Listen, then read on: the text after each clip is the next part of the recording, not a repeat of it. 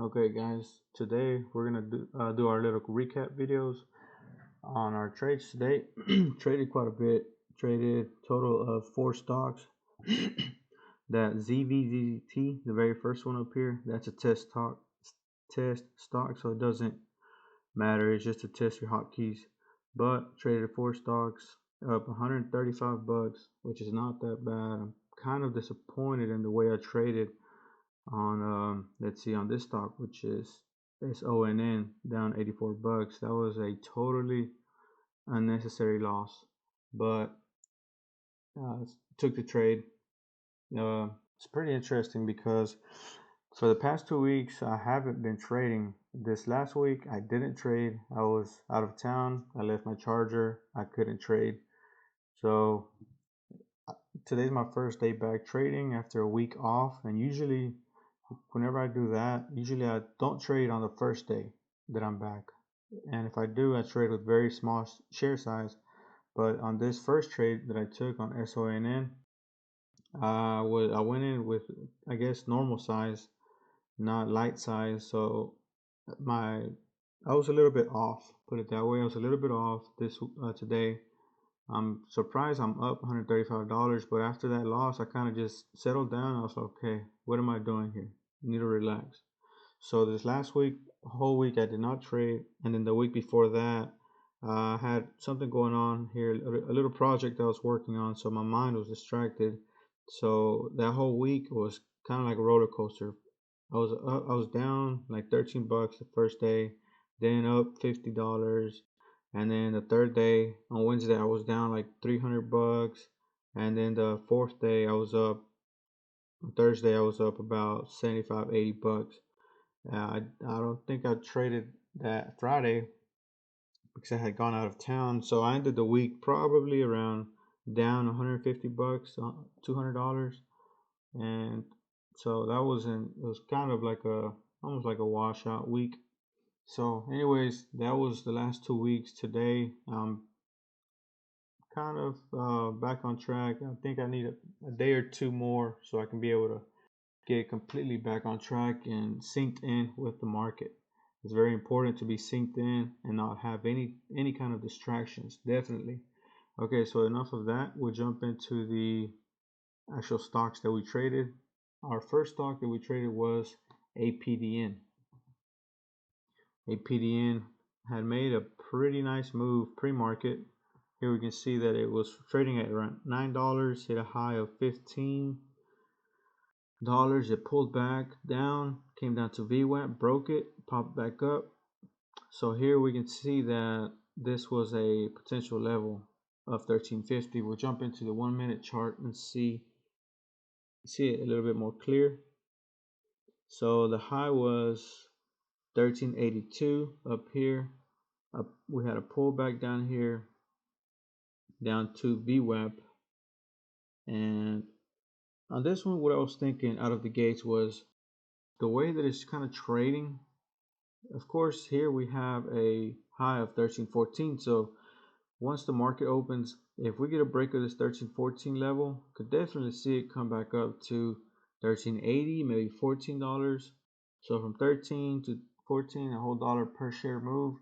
But I felt that it was kind of heavy, that it was not gonna make that move. So in this case, I was correct. It out of the gates, it flushed. It opened at 1302, came all the way down to 1238. I got filled around 1245, and I was trying. This one's very interesting. I was trying to sell back up here because it dipped down to 12, the 1250, 1238, and I was trying to sell up here around $13. Was not getting filled. My orders were just being rejected. So that would have been a nice little 50-cent winner. I ended up selling like around 1270, but so it's still a pretty good size winner from 45 up to 70, but I'm not sure why I wasn't able to sell up here around 13. So that one kind of threw me off out of my trading, and I was like, okay, so something's going on with my hotkeys. That's whenever I had that hotkey, the test stock, and I was just kind of testing my keys. After that, though, it kind of it settled out, started working just fine. So I'm not really sure what happened there. So that was that trade, APDN. The next one was LEJU. LEJU had made a pretty huge move from $4 up to a high of 696. Here on the 1 minute chart, we can see that it halted several times going up. It halted a total of 4 times going up. On the fifth time, it halted going down. That's whenever I decided to jump in. I did not get in here because the volume was pretty light. There was hardly any volume here. That's always pretty risky. It means that the stock's moving, but not enough people are watching it. So I ended up getting on this halt going down. The reason I got in this halt going down was because it hit a high of 696 and it halted at 617. That's a pretty exaggerated drop. I got in on the resumption. So it halted going down at 617. It opened at 573. And I got in here around 575. As I saw green volume coming in on the move back up, got in around 75, sold up here at 6, and I was out. Nice quick 25-cent profit on that trade. I did start trading with smaller share size after that one trade on SONN, which I should have gone over that before this. But after that trade, I was like, okay, that was a pretty nice size loss. We're going to tone it down. So I ended up toning it down on everything else that I traded. Unfortunately, everything else that I traded was a green trade. If it would have been with normal share size or bigger share size, it would have been a nicer day. But that's just how it goes. And so that was that. It almost broke this 620 level. It tapped it almost 3 times. It just could not tap it. This was like a bear flag here, really. Came down, popped up. A break of this level, which is 572, was a bear flag resolution. So it broke it pretty hard, came down to 534. It halted, and then it just did another bear flag here, and it just continued lower, continued to go lower. So the next stock, we'll jump into SONN. We'll see SONN, how we traded this one. This is the one that kind of just messed my day up, really. And it was kind of, I believe it was the second trade of the day. So here it was trading at $3. It hit a high of $3. It hit a high of 740, pulled back down, broke VWAP. So it was already kind of showing weakness pre-market. This then out of nowhere, it just volume started coming in, broke VWAP to the upside. Here we can see on the 1 minute chart, it broke VWAP, and this VWAP break was pretty strong. VWAP was 585, so it broke it and it halted going up at 639. So that's whenever it kind of caught my attention there at 639. Let's see. So I jumped in out of the halt. Usually I'm pretty good at trading those, but again, I was a little bit green this week as far as like kind of fresh still to what how the market was trading. So I jumped in this one. It hit a high of 758, resumed. It opened at 650, hit a high of 758. I jumped in. What I was thinking was a pullback. Here, it pulled back down to 6, and I jumped in around 618, actually 718, and it did not work. On the next candle, it came down all the way down to 612. Actually, it shows 612, but whenever I was trading it, hit a low of maybe 680, from 720 down to 680. And then as it started coming back up, I'm like, okay, I need to get out of this position. It's not working out for me. So I cut it loose right under $7. So it was like a 20-cent loss with, I guess, my normal size trade. And it ended up being like an $85 loss, which it could have worked. It could have pulled back here. It's all done. It's all in this 1 minute candle. It's kind of hard to see, but we had this little pullback here, and on the move back up, it could have easily went back up to 750 and then just continued to go higher. It just happened that in this one it didn't. get in, and instead of buying on the ask, I could have bought on the bid, which is the lower price, got in there, and then probably closer to 7, and then just, if it worked, sold up here, and if not, I could have just closed it out here pretty close to my entry, which would have been resulted in a smaller loss. But that's just the way that one was traded today. So we'll jump into Tesla. TSLA was the last stock that was traded today. Let's see, TLSA. So I'm pretty satisfied the way I traded this one. TLSA. This is a reverse split. However, I thought it had more potential because yesterday we had a stock very similar to this, recent reverse split, low float. It made like a 300% move. I was watching it, but I did not trade. I did not have my laptop available at the time. So here we'll look at this one.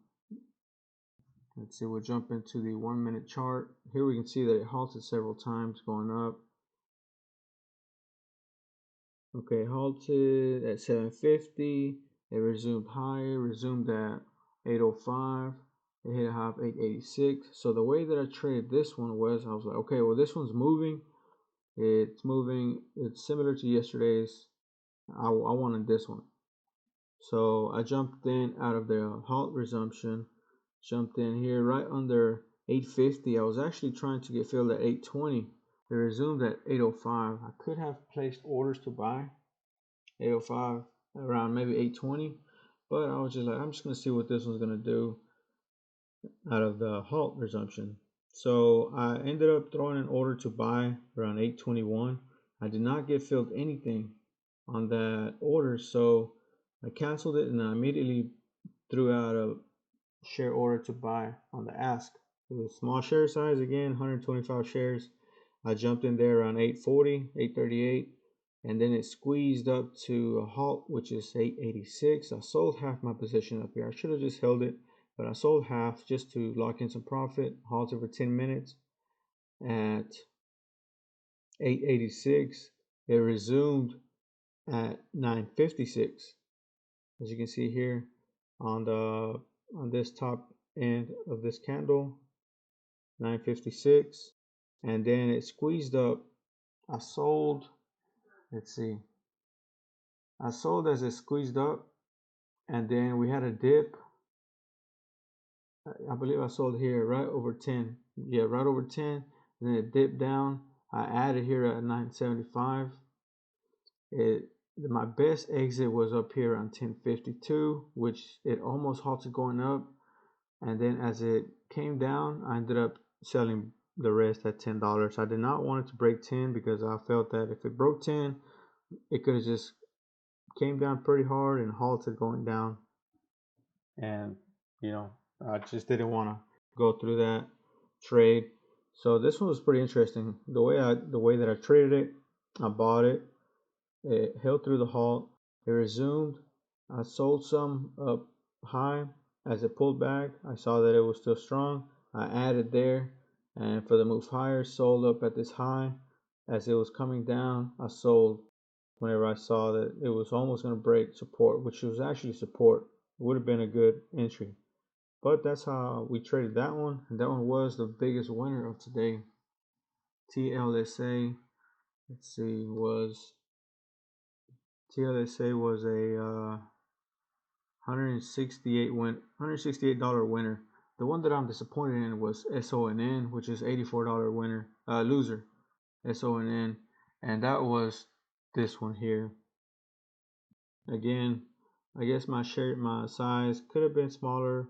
My entry could have been more calculated, but it just happens. I would say 1 or 2 more days that I'm just watching, maybe go down on share size and just kind of be patient with it, and I'll be back on track, back on my game.